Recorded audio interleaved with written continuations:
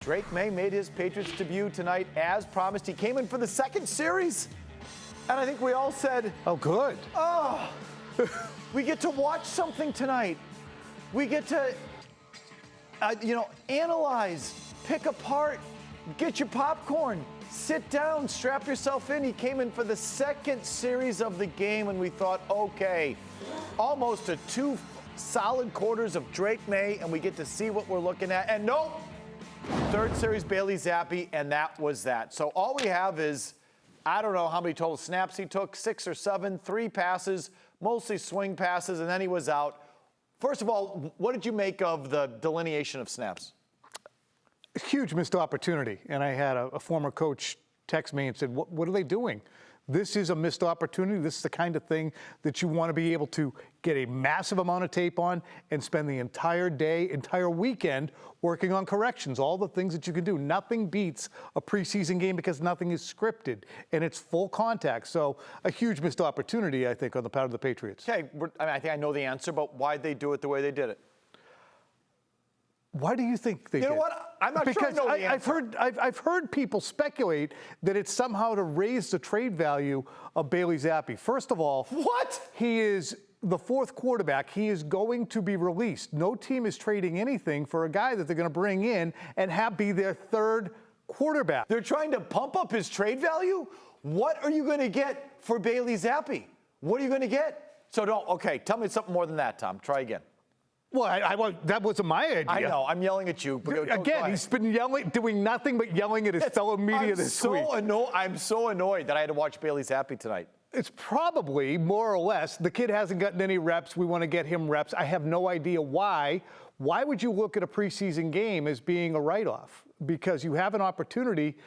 It doesn't have anything to do with the offensive line because you can game it up, you can scheme it up, you can block it up well enough. If it's a jailbreak, which it really wasn't, you can still throw wide. You can run the football. You can still get those reps. You can still get the game management opportunities. I don't understand the logic, and that's what I tweeted during the game is I'm interested to find out the logic behind it. I'll tell you, though, they did manage him. It was obvious. The ball was out of his hands quickly. 3rd and 10, screen pass. Little flares into the flat. He did throw one ball from under center, but it felt like they had extra protection in there. It was heavily scripted. He got the ball out. And why would you not want to see a few more of those reps? Just because he's so raw. He comes from a college scheme where he takes almost no snaps under center, almost no 7-step drops. I think that was a 7-step drop where he threw the ball over the middle that was just incomplete. Yep. That, who was it, Booty, who could have had it? Rager. Rager could have had it, kind of, let him down there. Why don't you just have him do that at least a half dozen to a dozen times? Because he's never done it. Why wouldn't you want to see it? What are you afraid of? Well, it's perplexing to me. You understand it with Jacoby Brissett, and going into the game, that's what I said. Brissett has gotten, I think, great separation really since the start of camp.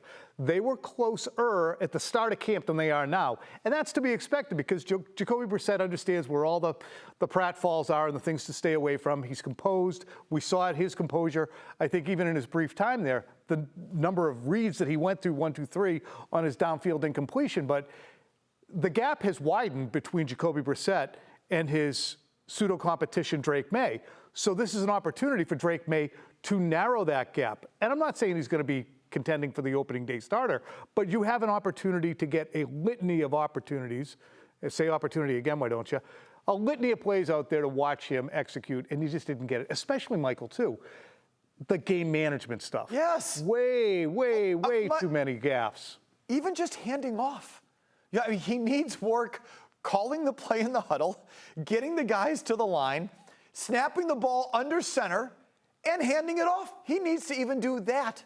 Why couldn't you have just done that? I would have been okay with that. Then I would have been hot and bothered that they didn't let him throw, but at least it would have been the guy in there that, it's just the whole thing is aggravating as a consumer. It's aggravating as a football guy. And as a consumer, let's not lose that. No, I know. They are asking their season ticket holders to pay, obviously, full freight for these games. It is, we always say this, but it is consumer fraud. These things. At some point, you do have fans. Yeah, the elemental problem with this to me is you're going to ask people 30, 40,000 strong to come down there in the drizzle at 7 p.m.